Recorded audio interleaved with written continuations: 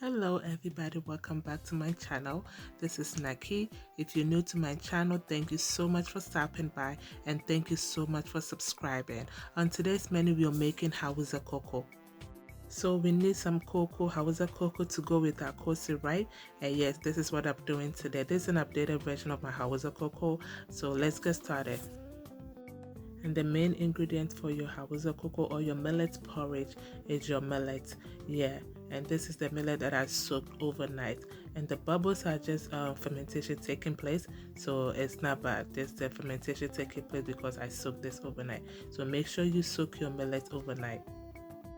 So I have my grains of selim, I have my chilies. The chilies is to your taste. If you want more, add more. And this is my black peppercorns. This is about 1 tablespoon. I'm going to list the ingredients and the measurements in the description box. I also have my cloves and my ginger. I'm using the organic ginger with the peel on. So I strained the water from the millets and I'm adding all my spices to it. The only ingredient I'm missing from my last Hausa Koko recipe I uploaded a couple of months ago was the grains of paradise. The grains of paradise, I think that's the Efomrisa or the Surisa. I get confused with that. I had to order it from Amazon because there wasn't that in the store. So this time I didn't have it and I'm like, let me do without it. And guys, it was good. You really even taste that there wasn't grains of paradise. So that's what happened. So you see, when it comes to cooking, sometimes you add, sometimes you subtract, and you still have a good tasting food. So when you're blending your millet for Hausa Koko, make sure you blend it for at least 2 minutes. At least make it smooth. I did not get my extra smooth, but it would be good if you get it like really extra smooth. My blending wasn't that good enough, it wasn't that bad enough, so it was like in the middle. So I had to give it more time in the blending. I added water to the mixture because it was too thick and we don't need that thickness in making Hausa Koko. You want to make it liquid because we're going to be straining this to make it easy, okay? So now I have my cheesecloth. Make sure you use a cheesecloth or a fine cloth when you're making your Hausa Koko.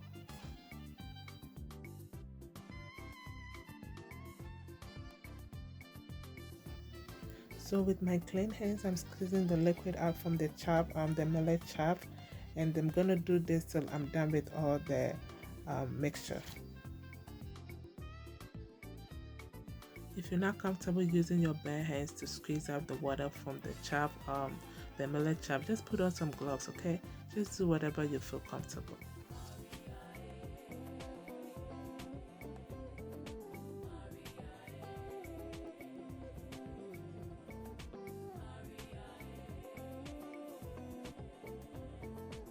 This is my millet chaff. Yeah, I squeezed all the water from it, and I figured it was still moist. Yeah, so I'm going to be adding more water to it to extract more of the juice from it. You could also blend this to extract more juice, but at this point I was feeling so lazy, so I figured I'm just going to add water to it to extract more juice for it. But yeah, it's working. Can you see that? Yeah, but you could also blend it and it also works perfectly.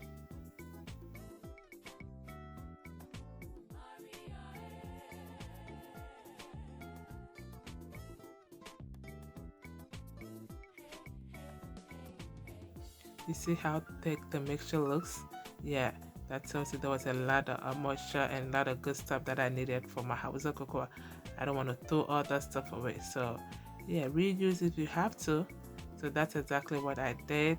And I'm straining this in my cheesecloth to extract only the juice.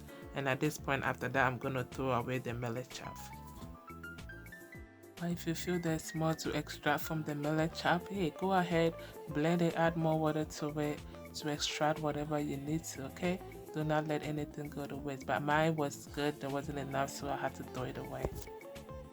This is the liquid I got from squeezing it for the second time. Yeah, I'm going to be mixing this liquid with the first batch of liquid. So that's a lot of liquid I got from the mixture. I'm going to be showing you how to preserve this and how to also have your Hausa Koko fresh anytime you want some.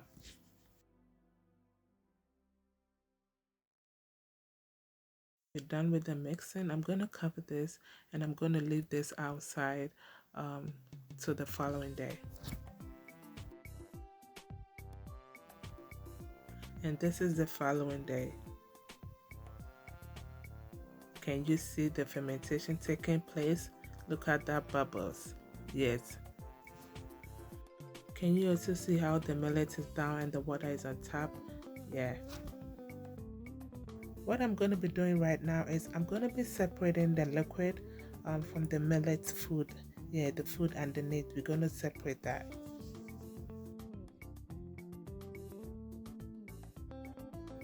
And can you see the food?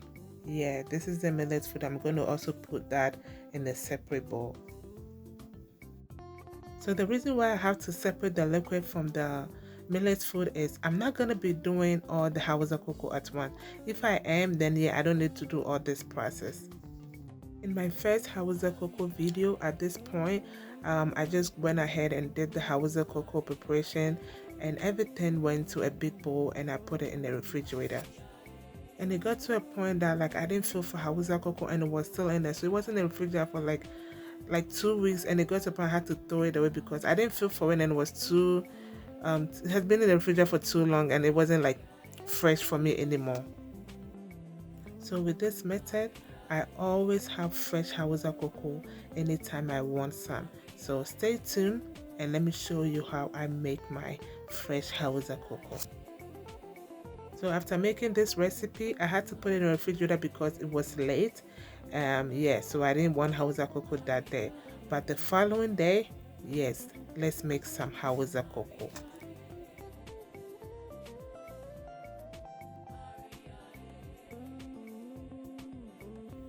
So what I'm going to be doing now, I'm going to be scooping some of the liquid and I'm going to be adding regular water to it. You always want to make sure you add some water to the liquid before you start to boil it. Otherwise, if you do just without the water, I think it's going to be really sour. And if you want it that way, then that's fine. But I always want to add some water to it, and that's what the recipe calls for anyway. So I added about 1.5 cup of water to the liquid, and also make sure you don't add too much water to the liquid. Make sure the liquid from the millet is more than the regular water you add, okay? So yeah, I'm boiling my water now. I let this boil for about 5 to 7 minutes, and on the side I'm also boiling regular hot water. I'm gonna need it later on. So this is our millet food. I'm going to be scooping some of it for the Hausa Koko.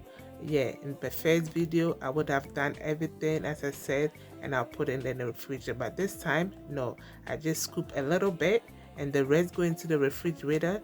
So we still have fresh Hausa Koko anytime we want it. See, really easy, right? Yeah, so after you scoop it, you want to make sure the little liquid that is on top, you want to scoop a little bit to mix it, okay? And this is how it looks like. See, that's all food, that's all the millet food right there. And yeah, you save the rest in the refrigerator, and anytime you're ready to have some Hausa Koko, this is all you have to do. Just scoop the millet food and that's it. See, you want to make sure this is the consistency you want when you're making your Hausa Koko. When I started trying Hausa Koko, I always get it wrong. But when you have the right consistency, you will never get it wrong. You're always going to have it perfect. And remember, we do not cook Hausa Koko on the stove. And you see that consistency, you want to make sure you have it like smooth, really thick. And now we're going to be pouring our hot water into it. Always make sure you have your hand wicks ready.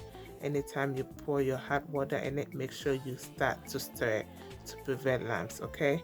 And you see how thick that is? And now we need our hot water. So that's why I always say make sure you have hot water on the side just in case it's too thick and you want to make it a little bit lighter. Yeah, so see, easy as ABC. So I mix it really well to make sure everything is well mixed together. And that's it. I'm going to cover this and let the heat cook through it. Since we don't cook Hausa Koko on the stove, you just want to cover a couple of minutes for the heat to like cook through it for some minutes, okay? So after 7 to 10 minutes, we are done. Our Hausa Koko is done. Look how creamy, how thick it is. If you want it more lighter, just add more water to it. But this is the perfect consistency of Hausa Koko. And that's it, guys. That's it. And yeah, we're going to be serving some of this for breakfast. And guys, you see, I didn't have to make a whole lot of Hausa Koko and I have to put the rest in the refrigerator. No, this is what I'm going to have, and the rest, it's in the refrigerator that is uncooked. So anytime I'm ready, anytime I want some Hausa Koko, all I have to do is go through this process and I'm done. I have fresh Hausa Koko anytime I want some. And I enjoyed my Hausa Koko, my millet porridge with my koose. Yes, easy to go koose recipe. I'm going to leave the link in the description box below if you haven't watched that video yet.